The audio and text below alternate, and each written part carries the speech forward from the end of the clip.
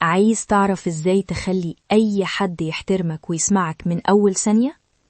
الكلام مهم، بس لغة الجسد هي اللي بتعمل الانطباع الأول. القائد الكاريزما يسيطر على المكان من غير ما يقول كلام كتير. أول حاجة، الوقوف بثقة. رجلك متوازية، ظهرك مستقيم، أكتافك مفرودة. وضعيتك لوحدها بتقول أنا واثق قبل ما تتكلم. تاني حاجة، التواصل بالعين. لما تبص في عين اللي قدامك بتقوله من غير كلام إنك مهتم وواثق، بس من غير ما تبحلق في اللي قدامك. الهروب بنظرك بيقلل تأثيرك فوراً. تالت حاجة، حركات محسوبة. إيديك مفتوحة طبيعية من غير مبالغة، كل حركة ليها معنى، استخدمها لتوضيح رسالتك. نقول مثال عملي.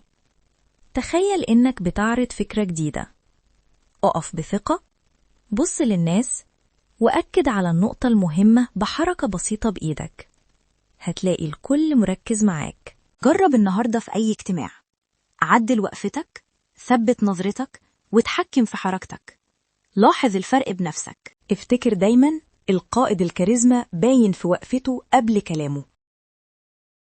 ولو عايز تبقى قائد مؤثر بجد، اشترك في القناة وفعل الجرس واستنى الفيديو الجاي.